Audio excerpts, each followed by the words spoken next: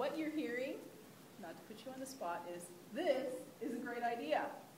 We all think it's a wonderful idea. It's even better because you're creating jobs in Michigan.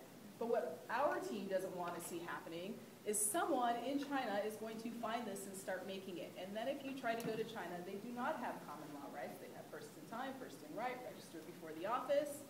If you're not registered there, so if you're going into these foreign markets and you are doing business, or even if somebody logs onto your website, orders a product, and you have to ship it to Canada, it is in your best interest to get protection in that market where you're shipping to or where you're doing business. I don't know, this is asking, how much does it cost to purchase one of those worldwide trademarks? Do we have a worldwide trademark? The WIPO. Depends on how many countries you designate. Oh. Yes. Yeah. So, similar to the PCT, the Madrid Protocol, and let's get back to my slides.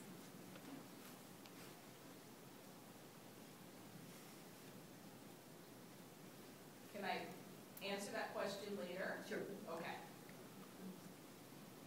Because what I'd like to do is just go very quickly through the types of marks that are eligible for protection, just so we can move through this very quickly and I can see if I can get us back on track. Color marks, obviously, what can Brown do for you? This is nothing new or unique, right? Some jurisdictions around the world don't permit the registration of color, but in the US, we do. All we require is that the applicant demonstrate that they are actually using color as a mark and that consumers recognize that the color is an indicator of source for the goods or services. And how do they do that? That's probably why you may be familiar with the phrase, what can Brown do for you?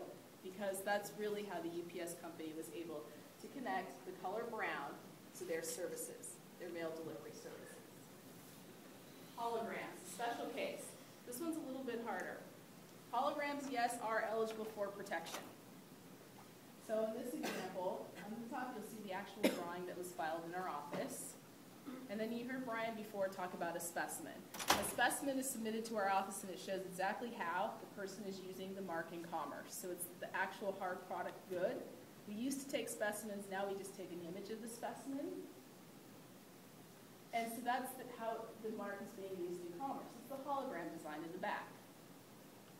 Okay, maybe people will see the hologram and they'll think it's the American Express company.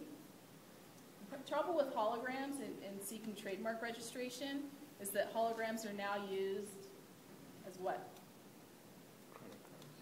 Security. Security. Yep.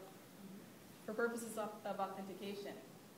So when you buy a baseball cap and you tear off the symbol and it has a little hologram on it, or for baseball cards and it has a hologram on it, that's really saying this isn't authentic. And so when folks apply for a mark, our examiners are going to ask, are you using this for purposes of demonstrating that the product is not counterfeit? Or are you using it as a security measure?